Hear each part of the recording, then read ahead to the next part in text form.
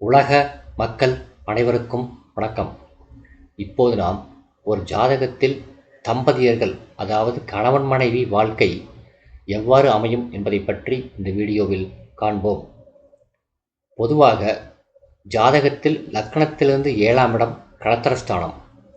களத்திரக்காரகன் சுக்கிரன். பொதுவாக ஒரு ஆணும் பெண்ணும் திருமணம் செய்து கொள்வதை லக்கினத்திலிருந்து 2ஆம் இடம் சொல்லும்.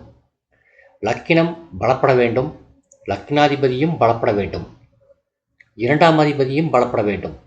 7ஆம் இடத்தில் சுக்கிரன், அதாவது காரக கிரகம் 7ஆம் இடத்திலேயே அமர்ந்து குரு பார்வை இல்லாமல் இருந்தால் மிகவும் கஷ்ட ஜீவனம்தான் நடக்கும். ஏழை எளிய பெண்ணை திருமணம் செய்து கஷ்ட ஜீவனம் செய்ய வேண்டிய நிலையைத்தான் உருவாக்கும். 2ஆம் இடத்தில் புதன் அமர்ந்து லக்கினாதிபதி சிம்மராசியிலிருந்து 7ஆம் இடத்திலே குரு இருந்தால் உன்னதமான, உயர்தரமான, நல்ல படித்த, அழகான, பெரிய குடும்பத்தை சேர்ந்த ஒரு பெண்ணை மணந்து உத்தியோகம், தொழில் செய்து பல கோடிகளை சம்பாதிக்கக்கூடிய ஜாதகராக அந்த ஜாதகர் இருப்பார். 7லே சுக்கிரன் தனியாக இருக்கக்கூடாது. குருவோடோ வளர்பிறை சந்திரனோடோ புதனோடோ யாராவது ஒரு சுபகிரகமாவது சுக்கிரனோடு இணைய வேண்டும். அவ்வாறு இணைந்தால்தான் 7ஆம் இடம் பலப்படும். அதன் மூலம் மன வாழ்க்கை சிறப்பாக அமையும். பொதுவாக லக்னாதிபதியாக சுபகிரகம் இருப்பது மேன்மை. அசுபகிரகமாக இருந்தால் அவர் உச்சம் பெற வேண்டும், அல்லது 3, 6, 11 நட்பு ராசிகளாக இருந்து அதில் லக்னாதிபதி அசுபகிரகமாக இருந்தாலும் அமர்ந்தால் சிறப்பான வாழ்க்கை நடக்கும். ராகுகேதுகள் பலமில்லாமல் இருக்கக்கூடாது, அவர்கள் பலம் பெற வேண்டும். ராகுகேதுகளுக்கு சொந்த வீடு கிடையாது. வீடு கொடுத்த கிரகம் நல்ல கிரகமாக இருக்க வேண்டும். நல்ல ஸ்தான பலம், அதாவது ஆட்சி உச்சம் பெற்றிருக்க வேண்டும்.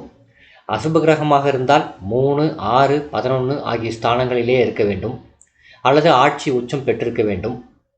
வீடு கொடுத்த கிரகம் சுபகிரகமாக இருந்தால் அந்த கிரகம் பலம் பெற வேண்டும். ஆட்சி உச்சம் கேந்திரம் 1, 5, 9 ஆகிய இடங்களிலே அமர வேண்டும்.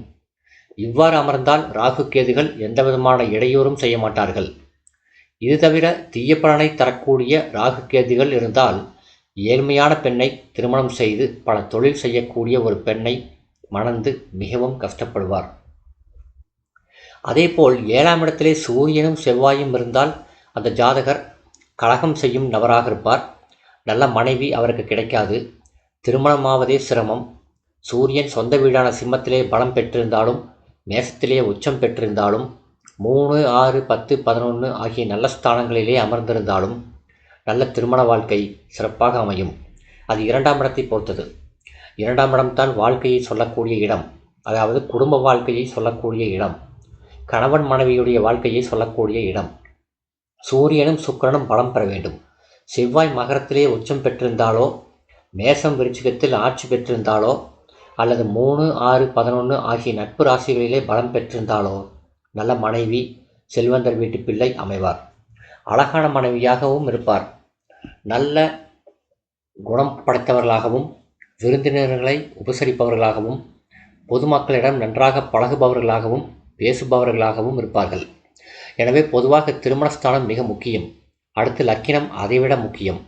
2ஆம் இடமும் லக்கினமும் அதிமுக்கியம். 7ஆம் இடம் மிக மிக முக்கியம். 7ஆம் இடத்து கிரகம் பலம் பெற வேண்டும். 7ஆம் இடத்து கிரகம் சுபகிரகமாக இருந்தால் நல்லது. அசுப கிரகமாக இருந்தால் அவர்கள் ஆட்சி உச்சம் பெற வேண்டும், அல்லது 3, 6, 11 ஆகிய நட்பு ராசிகளிலே அந்த இடம் அமைய வேண்டும். இவ்வாறான நிலையை ஜாதகர் பெற்றால் நல்ல அழகான செல்வந்தர் வீட்டு பிள்ளை, குணமுள்ள மனைவி, படித்த மனைவி, நல்ல உத்தியோகம் பார்க்கக்கூடிய மனைவி ஜாதகருக்கு கிடைப்பார். எனவேதான் 2ஆம் இடத்தில் புதன் இருப்பது மேன்மை. சுபகிரகமான வளர்பிறை சந்திரன் இருந்தாலோ, சுக்கிரன் இருந்தாலோ, குரு இருந்தாலோ உன்னதமான மேன்மை. சுபகிரகங்கள் சுபஸ்தானத்தில் இருப்பது மேன்மையான திருமண வாழ்க்கையை சொல்லும். லக்னாதிபதி 3, 6, 8, 12 ஆகிய மறைவு ஸ்தானங்களிலே மறைந்துவிடக்கூடாது. அதேபோல 7ஆம் அதிபதியும் 3, 6, 8, 12 ஆகிய மறைவு ஸ்தானங்களிலே மறைந்துவிடக்கூடாது. இது மிக முக்கியம். பொதுவாக வளர்பிறை சந்திரன், புதன், குரு, சுக்கிரன் ஆகிய சுபகிரகங்கள் பலம் பெற்று 2ஆம் இடம் 7ஆம் இடத்தை தொடர்பு, அதாவது 2ஆம் இடத்திலே இருந்தாலும் இல்லாவிட்டாலும் அவர்களுடைய பார்வை 2ஆம் இடத்திற்கோ 7ஆம் இடத்திற்கோ இருக்க வேண்டும். 7ஆம் இடத்திலே குரு இருக்க வேண்டும், புதன் இருக்க வேண்டும், வளபரி சந்திரன் இருக்க வேண்டும் என்று அவசியமில்லை. அவர்களது பார்வை இருந்தால் கூட உன்னதமான திருமண வாழ்க்கை நிச்சயம் அமையும். அதோடு மறைவு ஸ்தானமான 3, 6, 8, 12 ஆகிய முக்கியமான இடங்களையும் பரிசீலனை பண்ண வேண்டும். அதிலே சுபகிரகங்கள் இருந்துவிடக்கூடாது. ஒருவேளை அசுப கிரகங்கள் இருந்தாலும் அது அவர்களுடைய சொந்த வீடாக இருந்தால் மேன்மையான பலனை தரும். அடுத்து நவாம்ச சக்கரத்தையும் பார்க்க வேண்டும்.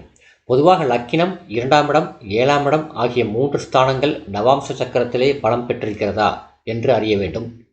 பொதுவாக நவாம்சம் என்பது ராசிக்கு பலம் தருவது, அதிகமான பலத்தை தருவது. எனவேதான் நவாம்சத்தை கண்டிப்பாக பார்க்க வேண்டும்.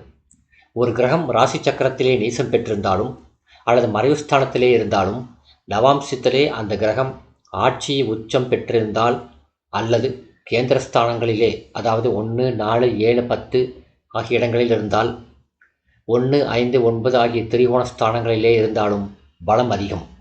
எனவே நவாம்சத்தையும் பரிசீலனைக்கு எடுத்துக்கொள்ள வேண்டும். இந்த வீடியோ உங்களுக்கு பிடிச்சிருந்தா லைக் பண்ணுங்கள், ஷேர் பண்ணுங்கள், சப்ஸ்கிரைப் பண்ணுங்கள். நன்றி.